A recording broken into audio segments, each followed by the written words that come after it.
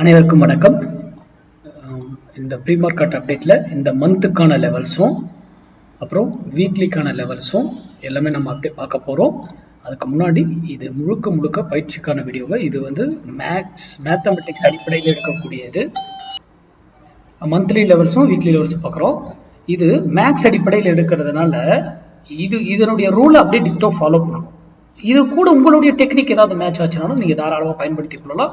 இதை பற்றி நமக்கு எந்த ஒரு இதுவும் கிடையாது. ஏன்னா இது உங்களுக்கு புரியலையா தெரியலையா தவிர்த்துடுங்க. ஆனால் இந்த ட்ரேடை எக்ஸிக்யூட் பண்ணுறீங்க அப்படின்னா எட்ஜிங் இல்லாமல் எடுக்கக்கூடாது. எட்ஜிங்கோட தான் இந்த ட்ரேட் எடுக்கணும். ஏன்னா இது வந்து பொசிஷனல் ட்ரேட், ஆப்ஷன் பையிங் கிடையாது.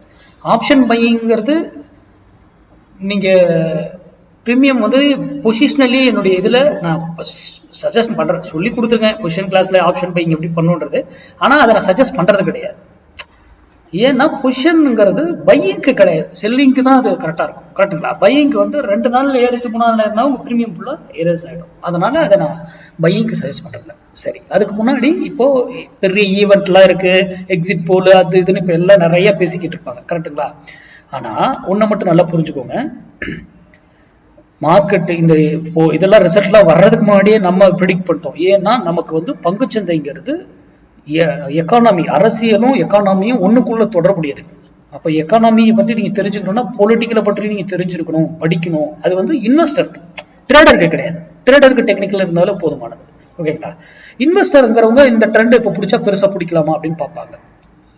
அப்போ இன்வெஸ்ட்மெண்ட் பண்ணலாமா அப்படின்னு யோசிப்பாங்க. அதுதான் இந்த ட்ரெண்ட் எல்லாம் பிடிக்கும். அப்போ நம்ம பொலிட்டிக்கலும் அப்சர்வ் பண்ணணும். நான் அப்பவே சொல்லிட்டேன், 1.5 மாதத்துக்கு முன்னாடியே நான் சொல்லிட்டேன். நம்ம இவங்களுக்கு எல்லாத்துக்குமே பிஜேபி எவ்வளோ ஜெயிக்கும் தனிப்பட்ட முறையில், இவங்க எவ்வளோ ஜெயிப்பாங்க, எல்லாமே ப்ரிடிக்ஷன் நம்ம ஆல்ரெடி கொடுத்தாச்சு. நான் வீடியோவில் இதெல்லாம் மென்ஷன் பண்ணுறதுல தேவையில்லாத இதுக்கு அப்படின்ட்டு. மற்றபடி நம்மளுடைய ப்ரிடிக்ஷன் அனலைஸ் எல்லாமே அதை பற்றி இருக்கும். ஓகே, சரி, அதை விடுங்க. இப்போ நம்ம லெவலுக்கு வருவோம். எலெக்ஷன் மந்த்து 4th, அது எலெக்ஷன் வீக் வேற, பயங்கரமான ப்ரீமியம்ஸ் எல்லாம் யூஸாக இருக்கு ஆப்ஷன் பண்றவங்களுக்கு. கரெக்டுங்களா? ஆனாலும் இப்ப சொல்ற எழுதிக்கோங்க, ஆப்ஷன் பையிங் பண்றவங்க நம்ம கிட்ட கிளாஸ் வந்தீங்களா, ஆப்ஷன் கிளாஸ், அதன்படி தான் செயல்படும். அது என்ன நியூஸா இருக்கட்டும், எதா வேணா இருக்கட்டும், 1000 பாயிண்ட் இறங்கட்டும், 1000 பாயிண்ட் ஏறட்டும், 2000, அது தேவையில்லை. நம்மளுடைய மேக்ஸ், நம்மளுடைய ரூல்ஸ் என்ன, அதை அப்படியே ஃபாலோ பண்ணுங்க. இல்ல எனக்கு இவ்வளவு ஆல்டர்னேட்டிவ், ஒரு 5 மினிட்ஸ் கேண்டல்ல 150 பாயிண்ட் 200 பாயிண்ட் இறங்கும் ஏறும். அன்றைய தினம் எப்படி ட்ரேட் ஆகுன்றதை நான் மென்ஷன் பண்றேன் 5 மினிட்ஸ்ல. அன்றைய தினத்துக்கு 4th மட்டும் ஃபர்ஸ்ட் ஆஃப் ஆல் இப்படி கீழே இறங்குச்சுன்னா, செகண்ட் ஆஃப் ஆல் ஏறி பிடிக்கும். ஃபர்ஸ்ட் ஆஃப் ஆல் மேல ஏறுச்சுன்னா இறங்கி இப்படி நிற்கும். ஓகேங்களா?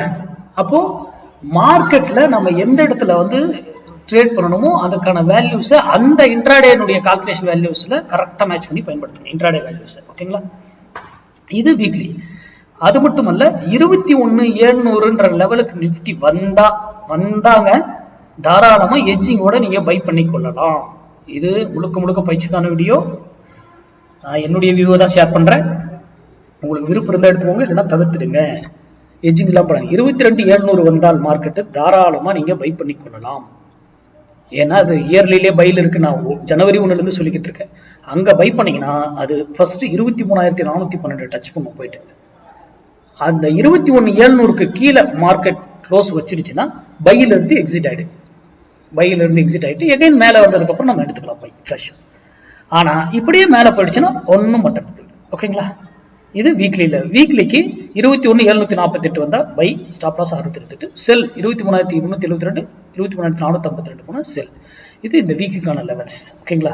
நிஃப்டியில் பேங்க் நிஃப்டி 50,498 வந்தா செல், 46,802 வந்தா பை. இது 150 point day candle closing basis stop loss. அவ்வளோ பெருசு நம்மளால கொடுக்க முடியாது. அதனால எட்ஜிங்கோட எடுத்துக்கோங்க. அப்படி இல்லையா 15 மினிட்ஸ் கேண்டில் க்ளோஸ் வச்சாலும் நீங்க எக்ஸிட் ஆயிடுங்க. Your choice. உங்க டெக்னிக் எது மேட்ச் ஆகுதோ அது கூட எக்ஸிட் பண்ணிக்கோங்க. இது நிஃப்டிக்கு, பேங்க் நிஃப்டிக்கு வீக்லி. இப்போ நான் சொன்னதெல்லாம் வீக்லியை விட மந்த்லி பவர்ஃபுல், மந்த்லியை விட இயர்லி பவர்ஃபுல் அப்படிங்கிறது நான் உங்களுக்கு ஏற்கனவே சொல்லியிருக்கேன். இப்போ மந்த்லி வேல்யூஸும் இந்த மந்த் ஆரம்பிக்குது, அதனால அதனுடைய வேல்யூ பார்த்துடலாம்.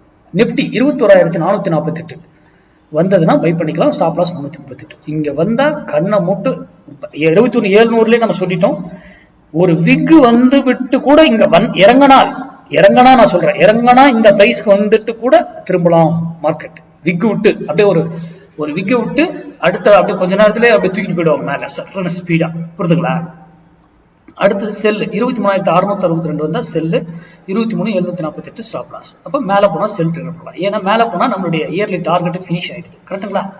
அதெல்லாம் சிந்திக்கணும். டக்குன்னு நான் சொன்ன இங்க வேல்யூ என்ன வருது அப்படிங்கிறது பார்க்கணும். ஓகேங்களா? இது நிஃப்டிக்கு.